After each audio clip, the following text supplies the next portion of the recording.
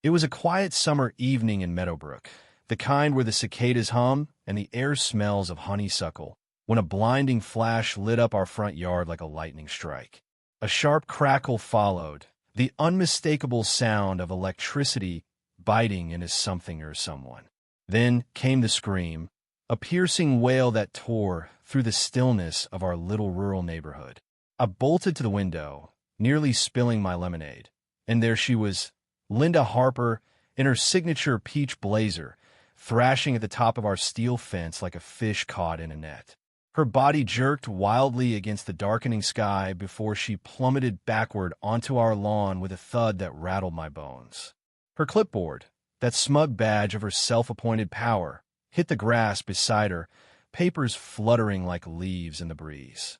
From where I stood, I could see faint wisps of smoke curling from her fingers as she lay there, still as death for what felt like forever, though it was probably just seconds. The sharp stench of burned hair and scorched fabric drifted through the open window, mingling with the sweet magnolia tree my granddad, Walter, had planted decades ago for my late grandma. Then came the groans, low and pained, followed by a string of curses that grew louder as Linda came to. That's when the screen door creaked, and out stepped Walter, his weathered hand clutching his old Winchester rifle, the one he'd carried through the jungles of Vietnam. In his other hand was a small remote, cobbled together from mail-order parts.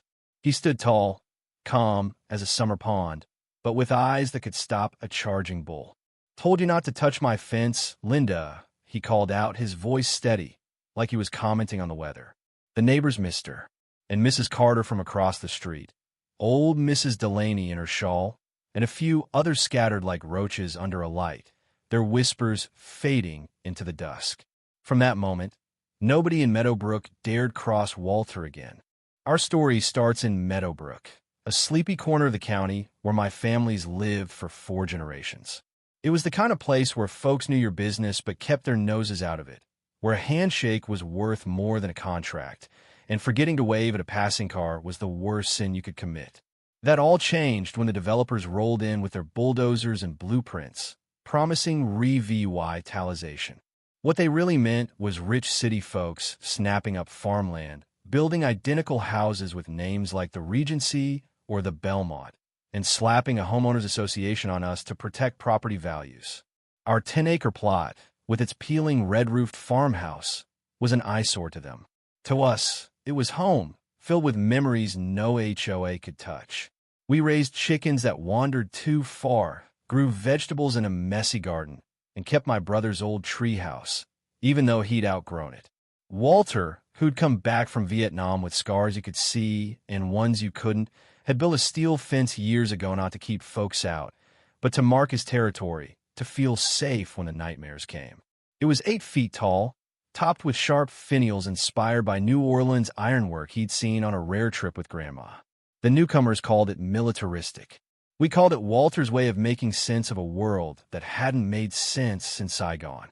Enter Linda Harper, the HOA's new president, elected by the wave of newcomers who outnumbered us old-timers 3-1. Linda was everything you'd expect.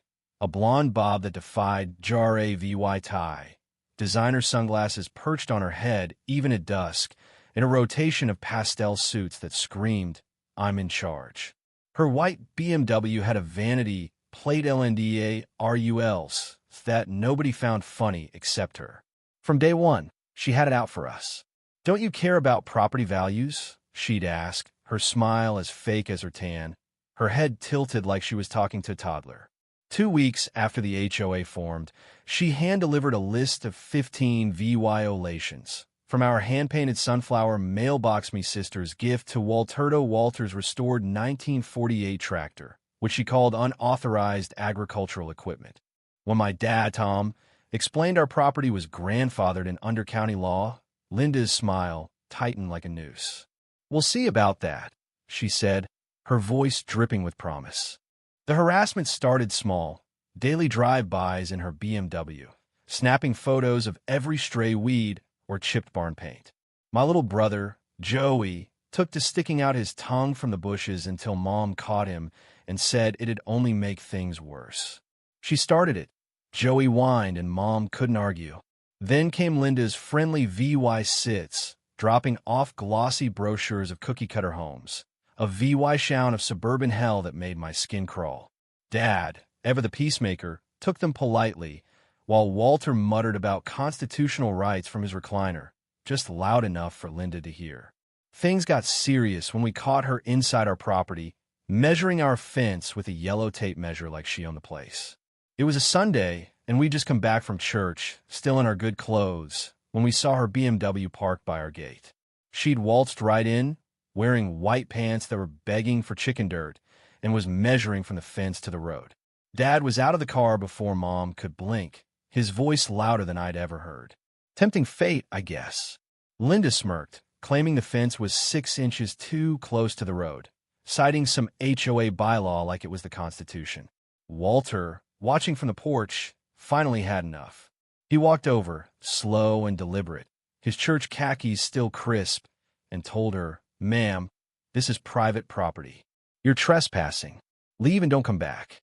Linda laughed a sharp, brittle sound and told him the HOA had standards now. Walter cut her off. "Miss Harper, my family didn't choose this neighborhood. It chose us 50 years before you showed up. This house, this fancy, it's ours, and the county says your rules don't apply." Her smile slipped, but she doubled down, threatening fines and liens.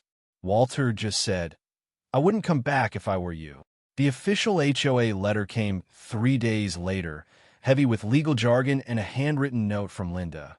"This is non-negotiable."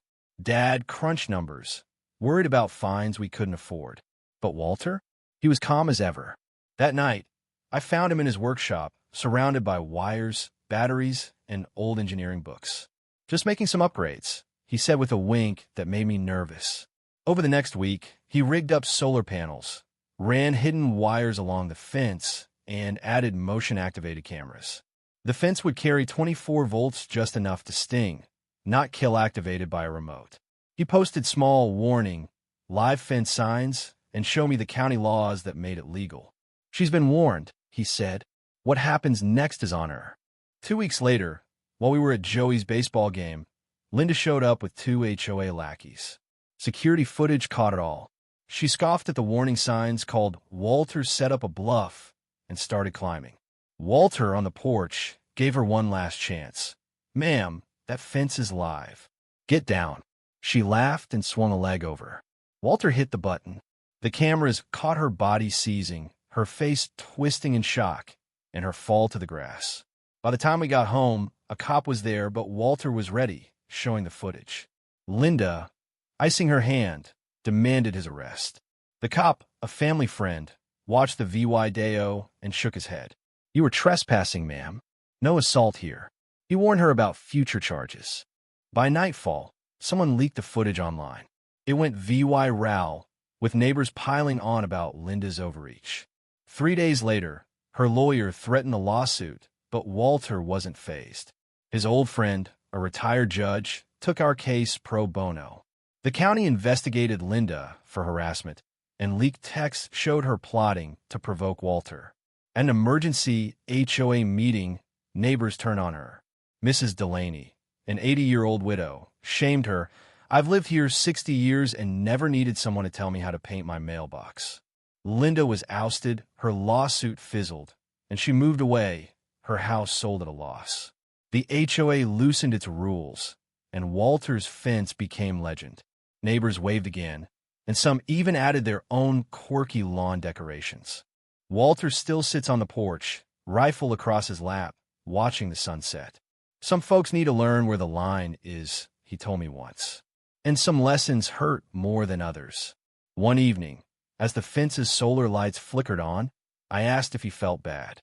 He lit his pipe, took a long drag, and said, "I don't enjoy hunting folks, but I don't regret protecting what's ours. Respect and boundary is that's what makes a community." The fence stands tall, a quiet warning. This far, no further. What do you think? Was Walter a hero for standing his ground? Or did he go too far? Should HOAs have the power to dictate how you live on your own land? Drop a comment, hit that like button, and subscribe for more stories that'll make you think.